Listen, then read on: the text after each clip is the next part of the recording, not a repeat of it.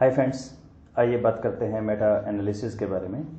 ये एक ऐसी टेक्निक है जो शुरू तो हुई एक्चुअली मेडिसिन और बाकी फील्ड से, और कई फील्ड से होते होते फिर मैनेजमेंट में आया ये। तो मेटा एनालिसिस में हम बेसिकली क्या करते हैं, जो अभी तक काम हो चुका है उनका एनालिसिस करते हैं ये।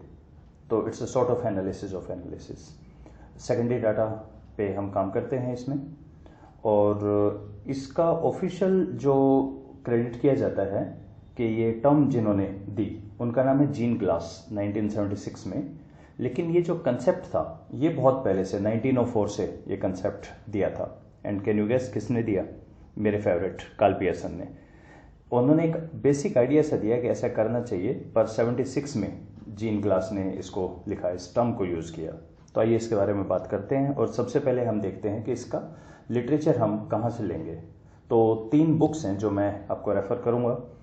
एक तो है पहली बोरेनस्टीन हेज हिगिंस की बुक है introduction to meta analysis, second Hunter की बुक है, और थर्ड वाइले पे बुक है चुआंग की मेटा एनालिसिस।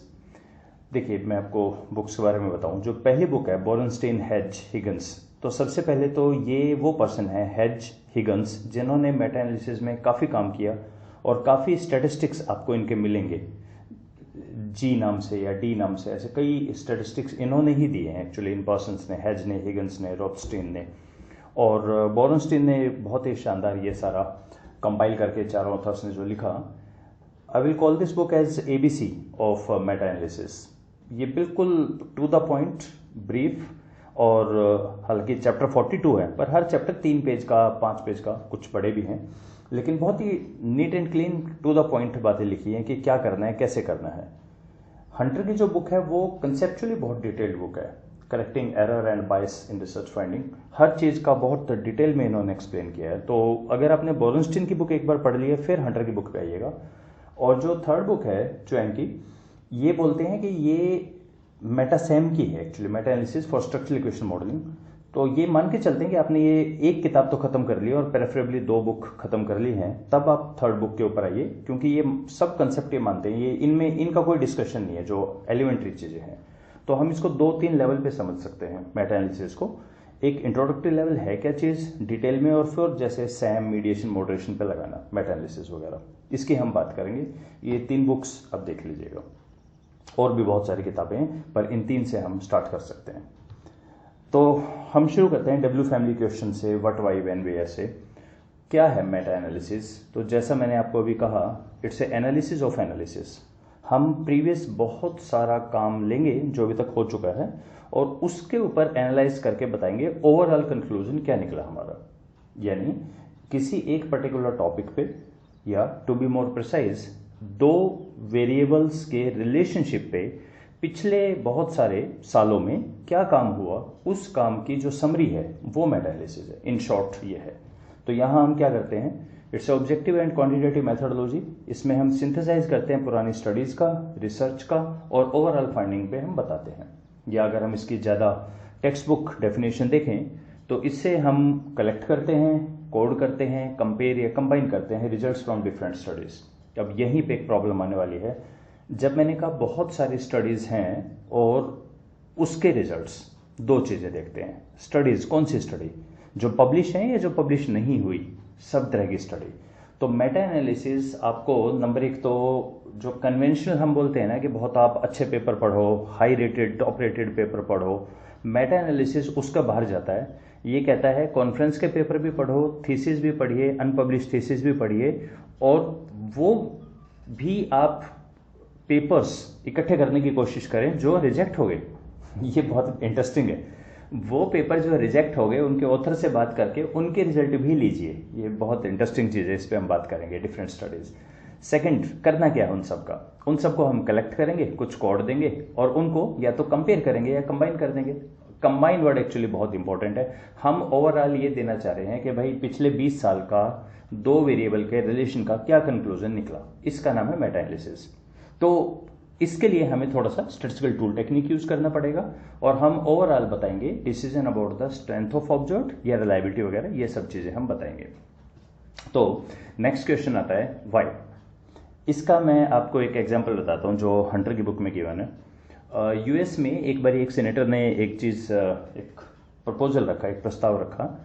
उन्होंने कहा ये जो सोशल साइंस की रिसर्च है इनको हम क्यों फंड कर रहे हैं, इनके किन्हीं दो लोगों के आपस में रिजल्ट नहीं मिलते, कोई कुछ बोलता है कोई कुछ बोलता है। अगर कांग्रेस बैठ के, सेनेटर या हमारी इंडिया में संसद बैठ के हम देखना चाहें कि भाई एजुकेशन में हम क्या करें, तो जितनी रिसर्च है किन्हीं के दो के आपस में कंक्लूजन ही नहीं मिल रहे।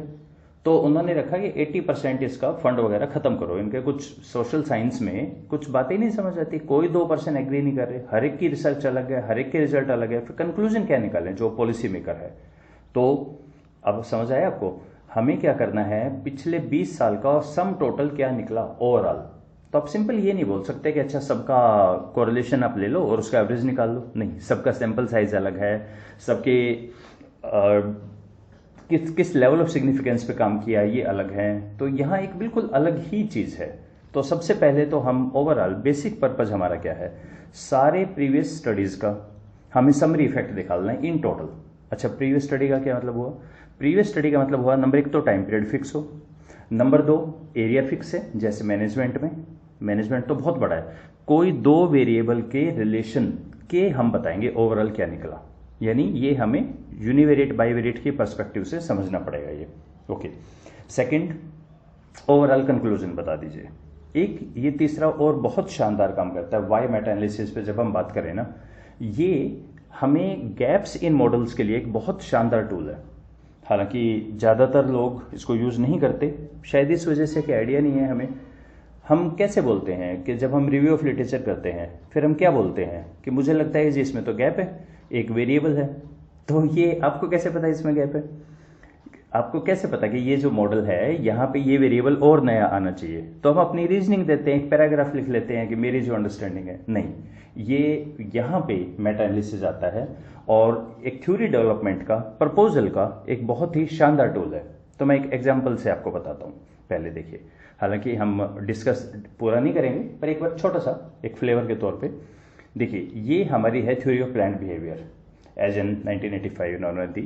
तो इसमें कुल मिला के 5 वेरिएबल हैं, attitude, subjective norm, perceived behavioural control, इनसे होता है इंटेंशन और इंटेंशन से होता है बिहेवियर, 5 है।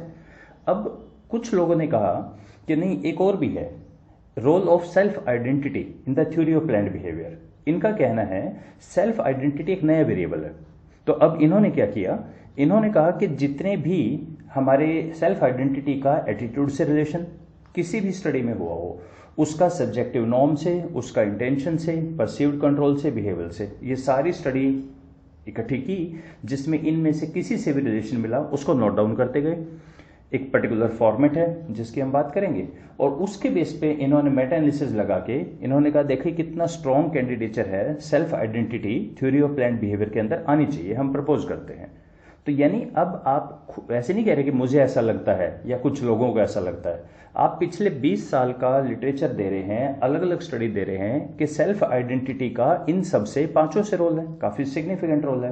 तो इसीलिए थ्योरी ऑफ प्लान्ड बिहेवियर में भी वो आना चाहिए। इसी चीज को, इसी थ्योरी को एक और पर्सन ने डिफरेंट पर्सपेक्टिव से कहा, एंटिसिपेटेड रिग्रेट, ये ले लिया, an additional predictor in the theory of planned behaviour. ये कह रहे हैं कि इसमें एंटिसिपेटेड रिग्रेट आना चाहिए। तो बेसिकली किसी थ्योरी में, किसी मॉडल में जब भी हम एक नया वेरिएबल को बताएं, हम बोले ना गैप आइडेंटिफिकेशन के लिए मेटा एनालिसिस एक बहुत ही शानदार टेक्निक है।